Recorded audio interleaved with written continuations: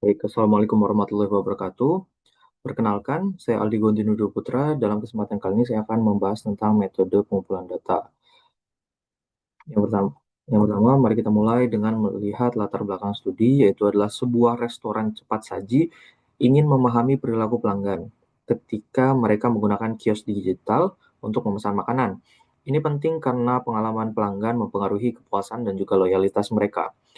Peneliti menggunakan dua pendekatan observasi yang berbeda. Yang pertama adalah structure observation dengan checklist terstandarisasi yang mengukur waktu pemesanan, pilihan menu, dan juga kesalahan input.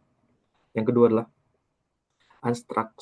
unstructured observation yang mencatat ekspresi wajah dan reaksi emosional pelanggan.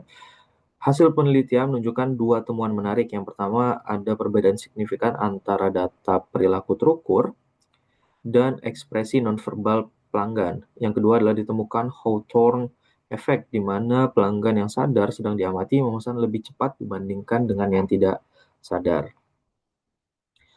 Sekarang mari kita analisis terkait dengan kelebihan dan juga kekurangan dari kedua metode observasi yang digunakan. Yang pertama, untuk structure observation, kelebihannya terletak pada standarisasi data yang memudahkan analisis kuantitatif, reliabilitas tinggi karena kriteria observasi jelas dan terukur. Metode ini efisien untuk mengukur perilaku spesifik seperti waktu dan akurasi, serta meminimalkan bias observer dengan panduan terstruktur. Namun kekurangannya adalah fleksibilitas yang terbatas. Observer mungkin melewatkan konteks-konteks penting karena terlalu fokus pada checklist. Metode ini juga berisiko melakukan penyederhanaan berlebihan terhadap kompleksitas perilaku manusia. Sedangkan untuk unstructured observation, kelebihannya adalah fleksibilitas tinggi yang memungkinkan penangkapan detail kontekstual dan perilaku spontan. Data yang dihasilkan lebih kaya dan juga mendalam, terutama untuk memahami ekspresi nonverbal dan dapat mengungkap pola perilaku yang tak terduga. Tetapi kekurangannya adalah tingkat subjektivitas yang tinggi karena bergantung pada interpretasi observer. Data sulit dianalisis secara statistik dan memerlukan lebih banyak waktu dan sumber daya. Kemudian, konsep kritis dalam studi ini adalah Hawthorne Effect, yaitu perubahan perilaku subjek karena kesadaran sedang diamati. Dalam konteks restoran, pelanggan yang tahu sedang diamati memesan 30 hingga 40% lebih cepat. Mekanisme pengaruhnya meliputi yang pertama adalah peningkatan performa, yaitu pelanggan berusaha tampil lebih kompeten dan juga efisien. Yang kedua yaitu adalah pengurangan perilaku yang spontan, mereka menjadi lebih terkontrol. Kemudian yang ketiga adalah ancaman validitas ekologi, yang mana perilaku tidak lagi mencerminkan kondisi alami. Dampak pada penelitian ini sangat serius. Yang pertama adalah underestimate waktu pemesanan normal. Yang kedua adalah overestimate kemudahan penggunaan kios. Yang ketiga adalah bias sosial, yaitu adalah pelanggan menghindari kesalahan yang dianggap memalukan. Solusi yang dapat diterapkan yaitu adalah observasi tersamar dengan tetap memperhatikan etika. Yang kedua adalah memahami habituasi agar subjek terbiasa dengan keberadaan observer. Yang ketiga adalah triangulasi dengan wawancara dan data transaksi untuk validasi silang. Berdasarkan analisis tersebut, kami merancang desain observasi kombinatif yang menjaga validitas etis dan juga objektivitas data. Yang pertama adalah prinsip desain, yang pertama adalah validitas etis dengan informed consent yang tidak mengorbankan objektivitas. Yang kedua adalah minimalisasi bias observer dan juga Hawthorne effect. Yang ketiga adalah triangulasi, metode untuk data yang lebih komprehensif.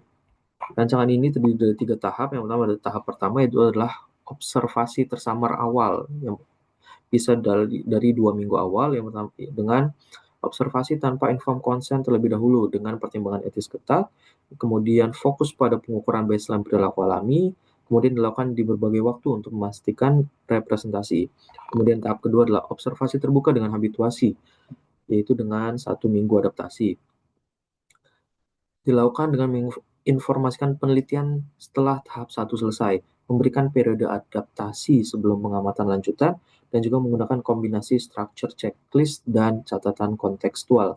Kemudian tahap yang ketiga itu adalah triangulasi dan juga validasi, yaitu menggabungkan data behavior dari observasi dan juga data self-report self-report melalui wawancara singkat pasca pemesanan, dan juga data teknologis dari log sistem kios. Teknik pengumpulan data tambahan yaitu bisa menggunakan video recording dan persetujuan untuk analisis ekspresi wajah. Yang kedua adalah eye tracking untuk memahami pola perhatian visual. Kemudian think loud protocol di mana pelanggan mengungkap pemikiran mereka saat memesan. Kemudian protokol etika dan validitas adalah komponen kritis dalam penelitian observational. Aspek etika yang harus diperhatikan yang pertama adalah debriefing wajib, yaitu adalah penjelasan lengkap tentang penelitian setelah observasi tersamar. Kemudian dua, yaitu hak menarik diri. Peserta dapat meminta data mereka dihapus kapan saja. Yang ketiga adalah kerahasiaan data, yaitu anonimisasi rekaman video dan juga foto. Yang keempat adalah persetujuan institusi, yaitu dari manajemen restoran dan juga komite etika penelitian. Bagaimana strategi menjaga objektivitasnya? Yang pertama adalah pelatihan observer standar untuk meminimalkan bias interpretasi. Yang kedua adalah interpreter-reliability dengan menggunakan multiple observer.